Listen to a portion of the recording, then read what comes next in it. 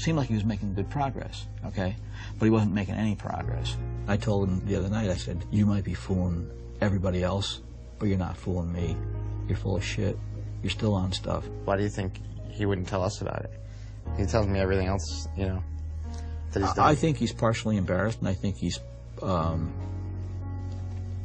that's part of the addictive behavior. His thing is this: I'm going to be fine as soon as I'm out of here. I'm going to go live in California. My life is going to be perfect. But if he really believes that, no, he's not going to be fine at all.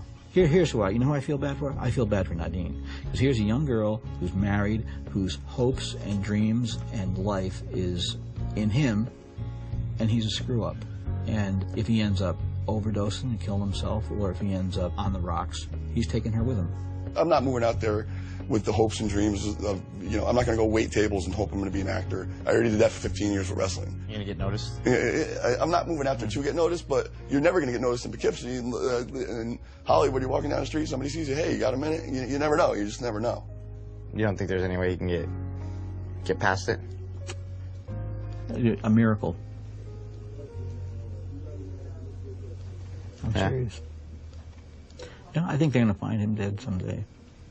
I thought bringing up boys, this is easy. They don't. At least I don't have a daughter who's like got her face in the bowl throwing up. You know, did I do something as a mother to make you feel like not good enough?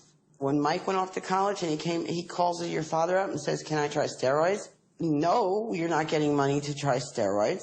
You know, we both thought that was like a crazy thing. So. But do you know where he ended up getting them from? No, but I wasn't going to. He got them from your brother John. No. So that's, I mean, it's something that's like, you know, in our family. I mean, it's something that like, you know, when. Chris, you're already killing me with this as it is. Well, I'm just gets worse. I'm just telling you the truth.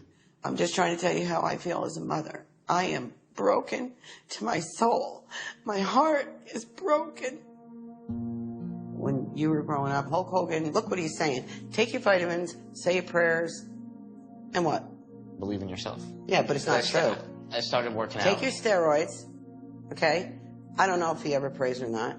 Never heard him talk about God in his whole life, okay? Now that time has gone by, I'm like, is this guy a fraud? And that's where I think that everybody needs to begin to accept. I am who I am, said Popeye the Sailor Man. He even was a gyp. You had to take spinach. You had to take spinach. Everybody needs something. I mean, what's up with that? If I just accept who I am right now, isn't that just giving up? No, accept who you are as a person. Then your body image is something different. You think a fat person hasn't tried everything that's legal? But I'm not going to cross the line. The Bible lays everything out about how to live your life. But the Bible can't solve all your problems. It can. I can't pray to look like Arnold Schwarzenegger. It's not going to happen. No, you can't pray to look like Arnold Schwarzenegger, but neither can you take enough steroids or enough human growth hormone to look like him either. But you can get as close as you can. It's not going to happen. You're fearfully and wonderfully made. Every sinew in your body, every muscle, every fiber was made by God, and you're exactly who He intended you to be. And so what to somebody with a six-pack of abs? Maybe they don't have what you have. I mean, you know, why don't you ever think that way, too? What I don't get is why did our boys not feel that they were good enough? My father or my grandfather never worried about whether they had a six-pack of abdominals or what percentage body fat they had. So why is it now, you know, in the 21st century that there's this huge preoccupation with body image that just didn't exist before? Dr. Harrison Pope is a psychiatrist who studies why American men are becoming more obsessed with their bodies.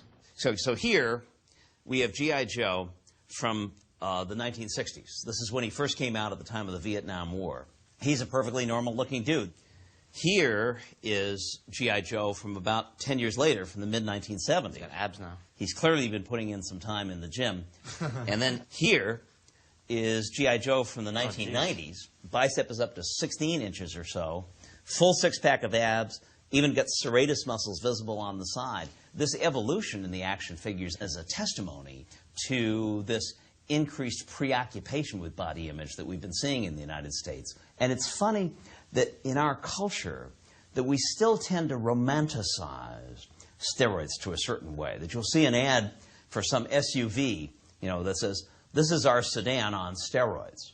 But you wouldn't see an ad for an SUV saying, "This is our sedan on cocaine."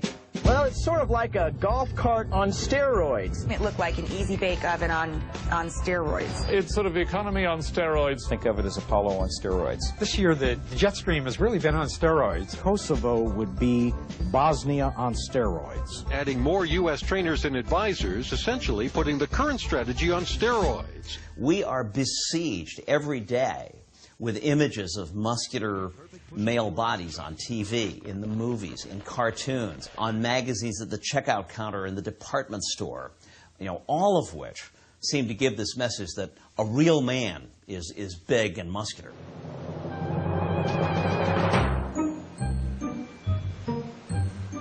There you go, just like that. Good, give me some good abs, Christian. That's it. I saw Conan the Barbarian when I was 11. And at that moment, I said, that's exactly what I want to do. And I started to study Arnold and his achievements. So I started training with weights when I was 14. I started taking steroids when I was 16. So you're advertising a supplement. So a guy like me goes and looks in a magazine, and I see Christian Boving, and I'm like, wow, man, I want to look like that guy. So I go and take hydroxycut or some supplement because I think that I'm going to look like you. But what I don't know is that you were taking steroids. Do you have any problem with that? That's a double-edged sword, my friend.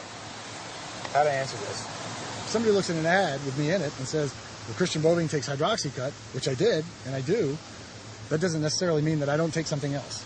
And if they choose to believe that that's the only thing I'm taking to look like that, then so be it. They should be smarter than that. Is it misleading? Possibly a little bit, yeah. But is it a lie? Absolutely not. I'd say probably 80 to 90%, I'm not kidding you, of all the stuff I see in magazines is complete hogwash. It's ridiculous to me. I don't understand why there's this need in advertising to really manipulate things. The bone-thin fashion models, they get all kinds of eating disorders, and with men it's the opposite. They get the Adonis complex, and then there's all kinds of trouble ahead because you have all these kids who are like you and me when we were young, looking at all these people, and they're perfect. And how does that make somebody feel who's not as perfect as the people they're seeing? Not very good. So this stuff I've tried, loaded with sugar. I've tried this. I've tried this. Of course, I've tried this. Everybody, I think, has tried muscle milk. I've tried this, tried this. I've tried all these drinks. If speed stack weren't enough, you have extreme speed stack. The supplement industry is very unregulated. You don't have to have FDA approval to come out with a dietary supplement. That gives people room to come out with some, lower quality products. This product says new legal formula on it. I don't know what the old what the old formula really had in it. Belizean man vine extract. I don't want any more of that. Best if used by date and lot number on bottom of can. Yep. I always thought the health industry was about, health.